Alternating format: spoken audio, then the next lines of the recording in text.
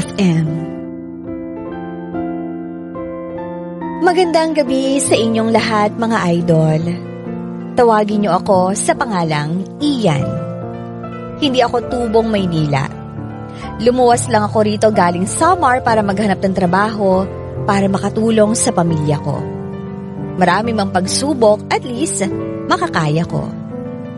Sumulat ako para hindi lang ibahagi ang kwento ko, kundi para na rin may matutunan ang mga nakikinig sa inyo. Para sa akin medyo kakaiba tong storyang to. May mga pagkakataon kasi sa buhay natin na hindi natin akalain na posibleng mangyari.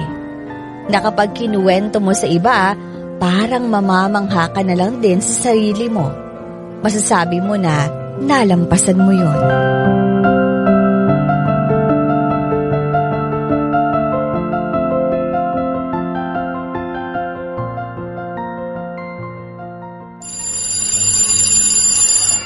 Yun! Finally, break time na! Oo nga grabe. Nanghina ako sa exam na yun, sumakit yung ulo ko, parang wala naman kasi yung mga tinuro ni sir. Sinagutan mo? Grabe ka talaga. Ako nga, hinulaan ko lang eh. Loko-loko ka talaga. Hindi ba scholar ka? Paano kung bumagsak ka ron? Di bumagsak! Loko. Ano tara, kain na tayo. Mamaya may rehearsal pa tayo sa banda eh. Ngayon ba yun? Akala ko bukas pa. Yan, ika kasi nakikinig puro kasi babae na sa utak mo. Uy, hindi ah. Sus, kunwari ka pa. Nung nakaraan pa kita nahahalata eh.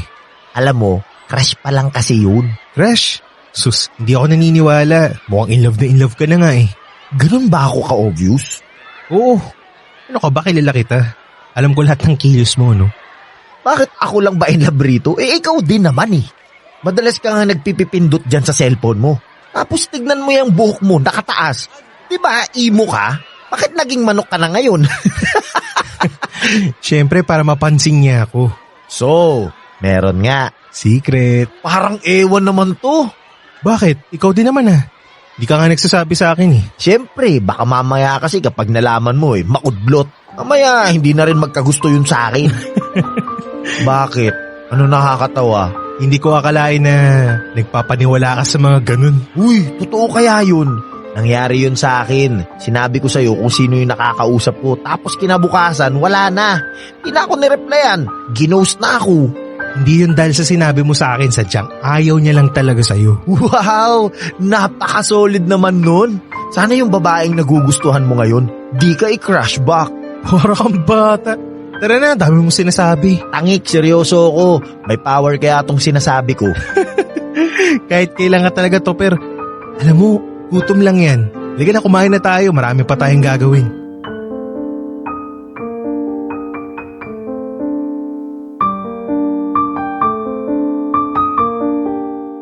Simula bata pa lang, magkakasama na kami nila Topper at Anya. Pero ni isa sa kanila, hindi napansin ang lihim kong nararamdaman para kay Anya. Tagal ko na tong tinatago. Simula high school pa lang.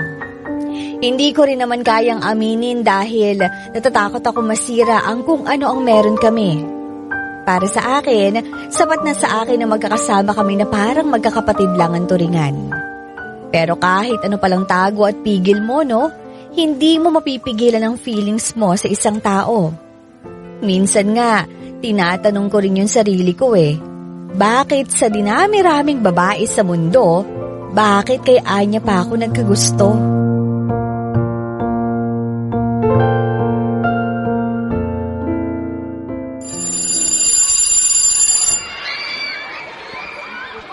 Ay, salamat, uwian na. Ito parang hindi scholar Palaging sabik na sabik umuwi ng bahay.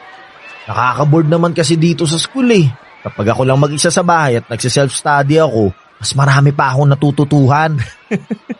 Sabagay, ako rin ganyan Ay, o nga pala, hindi ako sasabay ngayon Uy, bakit? Secret! Nako, ibang klaseng ngitian natin ngayon parang may ka-date. Loko, hindi Oh, bakit ganyan ang ngiti mo?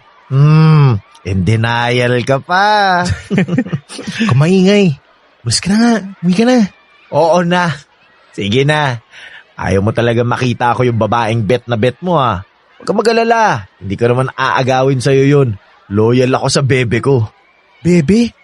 Bebehin mo mukha mo, sumero. Umalis ka na nga. Shoo, wait. Baka makaistorbo ka pa sa amin. Ito na, aalis na. Sige na, bye. See you tomorrow. Uwian na kaya nila? Nakakabahan ako Hi. Sorry, nalate ako. Hi. Okay lang. Nangyari sa'yo? Parang nakakita ka ng multo. Sorry. Nagulat lang kasi ako. Parang ewan to. Mayos ka nga. Parang ibang tao ako eh. Uy, di naman. Teka nga, saan ba tayo pupunta? Tsaka, bakit mo naman bigla akong inaya? Saka, nasan si Topper at Grace? Si Topper. Umalis na. Sabi niya marami raw siyang gagawin eh. Si Grace naman, hindi ko napansin buong maghapon. Sayang naman. Masaya sana kung kumpleto tayo. Sa susunod na lang, labas tayong 4. Ayun! Ano, libre mo kami? Oo. Oo. Parang hindi ka sigurado dyan Pero sige aasahan ko yan. Saan mo pala gusto kumain? Kahit saan naman, hindi naman ako maarte. Pero parang trip ko kung kumain dun sa likod Likod. Oo, likod. Hindi mo alam yun? Tagal mo na nag-aaral dito, hindi mo pa rin alam yung likod. Alam ko yun. Hindi lang ako aware na likod pala tawag doon. Ay nako. O tara, billiard na rin tayo. Baka nandun na rin sila Topper Ayaw mo ba ng tayong dalawa lang? Like, kwentuhan lang ganun. Ay, pwede naman. Sa bagay, ang tagal na rin nating walang bonding. Talaga? Talaga? Sige, doon tayo sa may coffee shop. Tapos, hatid na rin kita sa inyo after. Hatid-hatid. Wag na. Mamaya, mapagkamalang ka pang manliligaw ko. Bakit hindi ba? Ano sabi mo? Wala. Wala. Sabi ko, sa kaya na lang kita ihatid. Lagi na. Baka hindi natin masulit yung kape.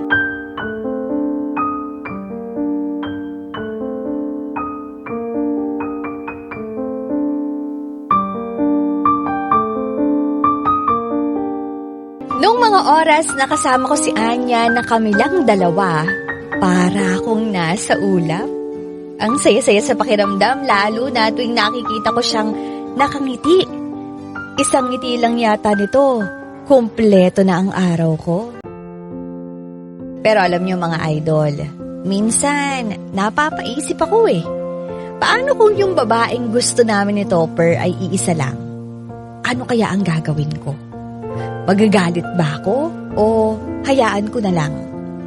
Alam nyo kasi minsan ang buhay hindi mo maintindihan Masyadong mapaglaro. Madalas ang nangyayari yung mga hindi mo inaasahang bagay.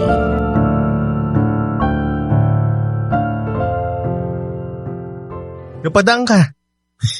Namiss kita Kadiri ka naman. Kilabutan ka kasi nasabi mo. Grabe ka naman. Ako na to. Ang sagwa Sana naman kung ikaw lang secret. No ba yan? Bakit kasi ayaw mong sabihin? Hindi ko naman aagawin sa'yo yun. Malalaman mo rin naman kasi kung sino siya so, kilala ko siya. Secret? Dali na, sabihin mo na kasi. Bakit ba masyado kong interesadong malaman kung sino yung babaeng gusto ko? Masama bang ma-curious? Basta, hindi ko sasabihin, bahala ka dyan. Kamot naman nito. Siyempre, akin lang siya kaya pinagdadamot ko siya. Ay, ano ba yan? Masyadong cheesy. Uy, hindi bagay sa'yo. Mas lalo naman sa'yo, no? Baka nga kapag nag-pick up lines ka, isipin ng nililigawan mo, nagpi-flip top ka. Siraulo ka talaga. Ay, teka. Alam ko na, may naisip ako. O ano na naman yan, kalokohan na naman. Hindi. Ano kaya? Kung sabay na lang natin sabihin kung sino yung babaeng gusto natin, para patas, di ba? Pa yan? Parang bata naman. Sige na, dali na. Curious ako Baka kasi parehas pa tayo ng babaeng nagugustuhan. Tapos agawan mo pa ako. Eh paano kung parehas nga? Eh di paangasan na lang kung sino mas magaling manligaw. Okay, game. Okay. Oh, 1, 2, 3. Si Anya!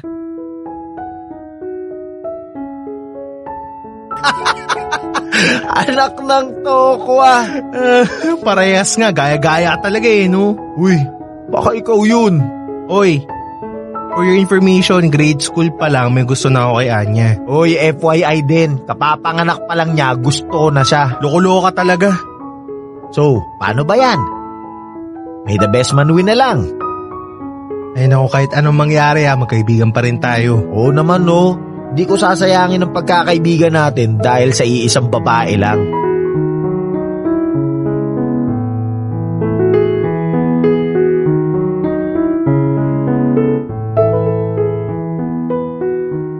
Sa totoo lang, nung na-confirm ko nga na iisang babae lang ang nagugustuhan namin, nalungkot ako. Alam ko naman kasi na mas malaki ang lamang ni Topper sa akin. Dapat naman talaga na hindi ko ikumpara yung sarili ko sa kaibigan ko, pero kasi hindi ko maiwasan lalo na't obvious naman ang pagkakaiba naming dalawa. Mas ideal type si Topper kaysa sa akin. Kapag nga tinabi ako sa kanya, parang mukha niya akong driver. Pero hindi naman hadlang ang physical appearance. Kilala ko naman si Anya. Alam kong mas pipiliin niya ang panloob na kagandahan.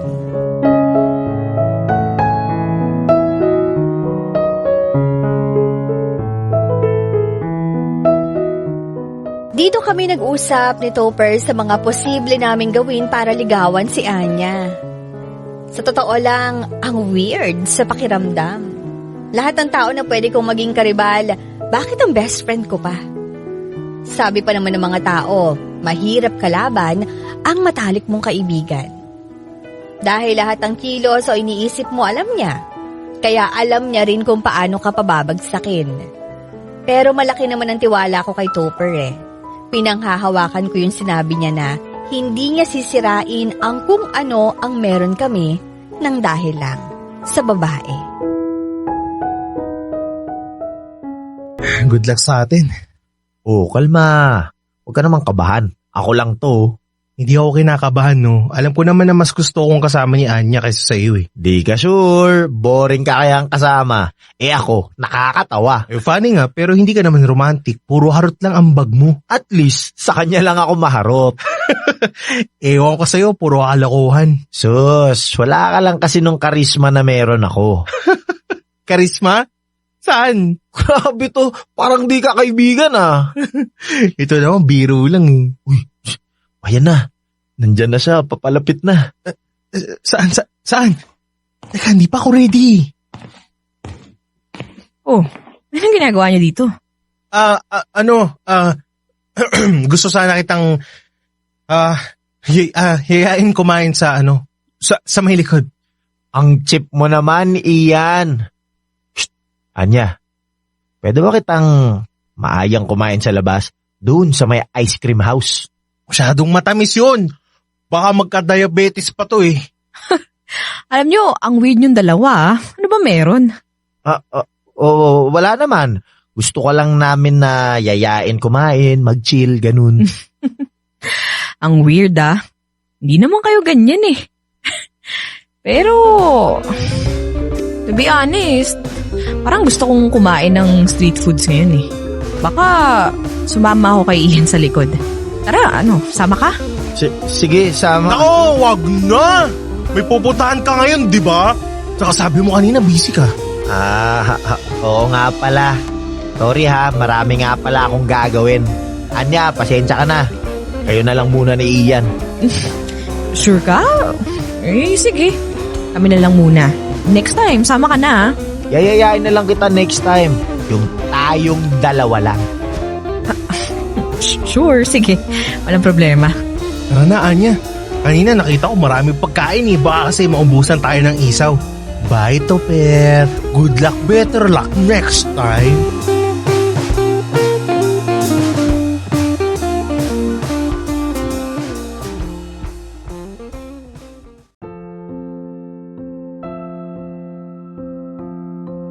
Kita ko sa mukha ni Topper yung dismaya nung sa akin sumama si Anya. Kilala ko ang best friend ko. Ayaw niya na nasasapawan. Masyado kasi yun competitive. Kaya alam ko na kahit anong ngiti pa niya, bakas pa rin sa mukha niya ang dismaya niya. Alam nyo, sa totoo lang, parang ayaw ko na nga itong ituloy eh. Parang nararamdaman ko kasi na anytime sasabog si Topper. Ayaw ko namang mangyari yun. Dahil siya lang ang kaibigan na meron ako. Kaya kong i-give up lahat para lang sa pagkakaibigan naming dalawa.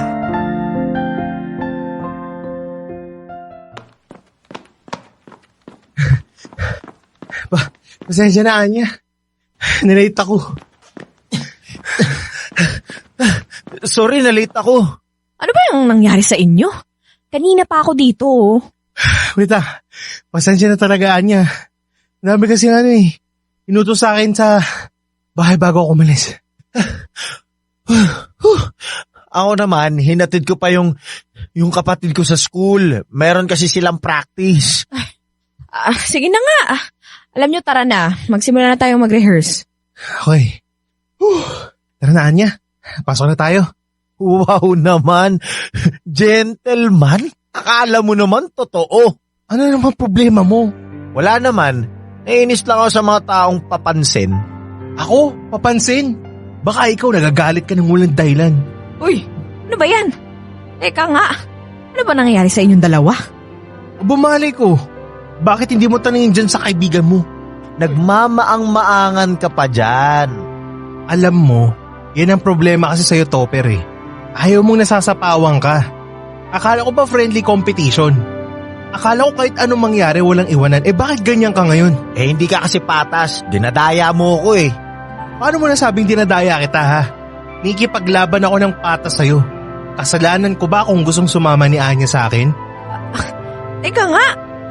Ba't naman ako nasama dyan sa gulo nyo dyan? Ano bang kinalaman ko dyan? Isa ka pa. Kunwari, walang alam. Akala mo ba hindi ko napapansin na nagkakamabutihan na kayo ni Ian? Hoy, teka nga. So, ibig niyong sabihin, ako ang dahilan kung bakit nag-aaway kayo. Ano? So, nagkukompetensya kayo dahil sa akin? Hindi naman sa ganun, Anya. Oh, anong hindi ganon? Yun na nga yun nangyayari eh. So, lahat pala ng ginagawa niyo sa akin may mali siya. Ano? Ginagawa niyo yun dahil mahinihintay kayong sagot galing sa akin, ganon? Uy, hindi. Kakamali ka, Anya. Ginagawa ko yun ng bukal sa loob ko dahil gusto kitang sumaya. Tarant pala kayo eh. Wala akong kaalam-alam na yan pala yung binabalak ninyo. Nag-aaway pa talaga kayo sa harapan ko. Tigas din ang mukha nyo eh, no? Anya, I'm so sorry. Alam nyo, itigil nga muna natin tong rehearsal na to. Ayoko muna kayo makita. Anya, please. Uy, tama na. Huwag mo na siyang sundan. Hayaan na muna natin siya. Saka, totoo naman mga sinabi niya eh. May mali tayong nagawa sa kanya. Parang ang dating tuloy, parang pinagpupustahan natin siya. Nalaman ni Anya yung balak naming dalawa ni Topper. Hindi ko naman siya masisisi kung bakit siya nagalit sa amin. Kasi kung ako rin yung nasa sitwasyon niya, ganun din ang mararamdaman ko. Gusto ko nga sanang humingi ng tawad sa kanya pero wala pa akong lakas ng loob na iharap ang mukha ko matapos ang lahat ng mga nangyari. Dapat pala, hindi ko na lang to ginawa. Natatakot kasi ako na baka masira ang pagkakaibigan namin dahil dito.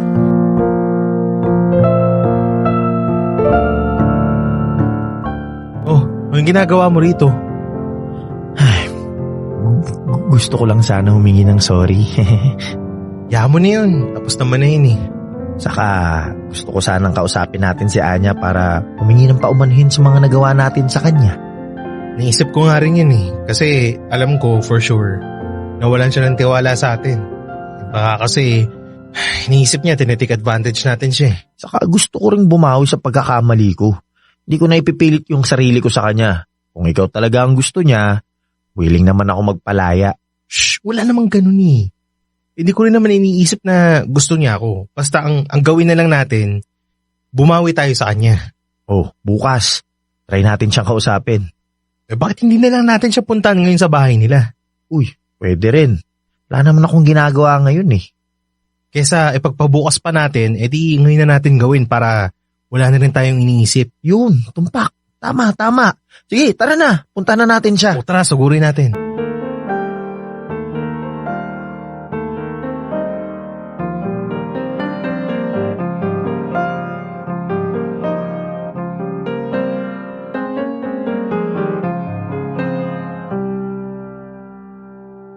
Oh, pumunta-punta kayo rito sa bahay ko tapos parang mga tuod naman kayo diyang hindi nagsasalita. Ano kasi, pumunta kami talaga rito para humingi ng patawad. Pasensya na talaga, Anya. Alam ko, nasaktan ka namin ni Topper. Pasensya na kung ganun yung naramdaman mo nung nakaraan. Na-realize na namin ni Ian na mali talaga yung ginawa namin. Para kasi kayong mga tanga eh. Nanliligaw pala kayo, hindi ko alam. Tsaka, teka nga, sino bang nagbigay sa inyo ng permiso na ligawan ako? Hindi nga ako nagpapaligaw kahit kanino eh.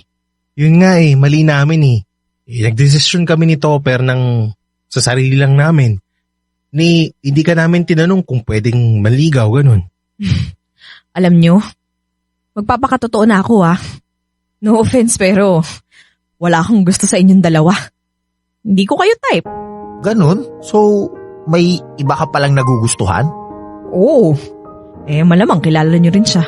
Pogi ba? Matalino? Sino ba kasing nagsabi na lalaki yung gusto ko? Ayan. Yan din kasi yung problema sa inyo Nanliligaw kayo pero hindi nyo muna kinikilala yung nililigawan nyo. Teka. Anong ibig mo sabihin? Hindi lalaki ang gusto mo? So hindi ka straight? No. Akala ko pa naman alam nyo. Tagal na nating magkakaibigan, ngayon nyo lang nalaman. Ha? So, hindi pala tayo talo? Hindi no. Kinilabutan nga ako nung nalaman kong nanliligaw kayo sa akin. Tapos pinag-aawayan nyo pa ako. Para kayong mga tanga. Akalain mo nga naman ang buhay, no? Ay, natatawa na lang ako sa mga nangyari. Kaya please lang itigil nyo na yan. Nakakadiri kayong dalawa. So, okay na ba tayo? Alam nyo, hindi naman ako nagalit sa inyo Nainis lang. Minsan natatawa rin ako kapag naaalala ko yung nangyari. Para kasi ng mga tanga. Ako rin Parang gusto ko na lang ibaon yung katawan ko ngayon sa lupa. Pero salamat, Anya, naging honest ka sa amin Sobrang na-appreciate namin dalawa ni Topper yun. O basta next time dapat kilalanin nyo muna yung liligawan nyo. Hindi yung atake lang kayo ng atake. Papahamak kayo dyan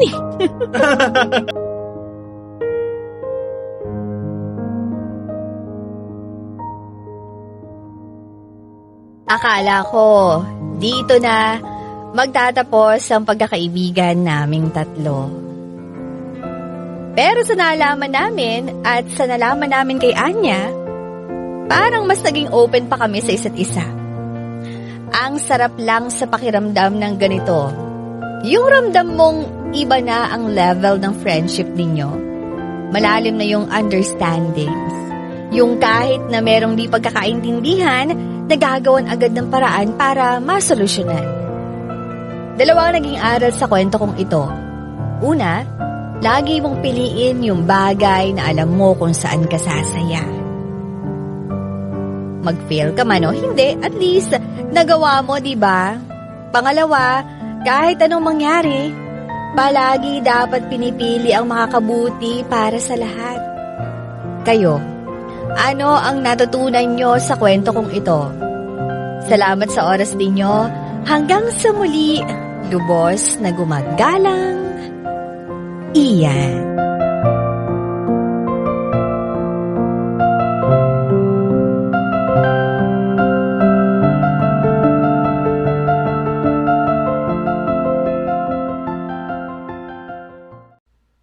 Idol, may kwento ka bang nakakakilig? O di kaya naman may kurot sa puso? Pampagood vibes. O baka naman gusto mo lang makapagbigay ng inspirasyon? Halika! Pwedeng-pwede kang magpadala ng kwento ng buhay mo sa amin. Magpadala lang ng sulat sa email dearifmstories@gmail.com o di kaya naman mag-PM sa official Facebook page namin. Hanapin lang ang Dear IFM at kami nang bahala sa'yo. Malay mo, kwento mo na pala ang susunod na mapapakinggan. Ano pang hinihintay mo? Ikwento mo na yan dito sa amin sa Dear IFM, kung saan una ang kwento mo.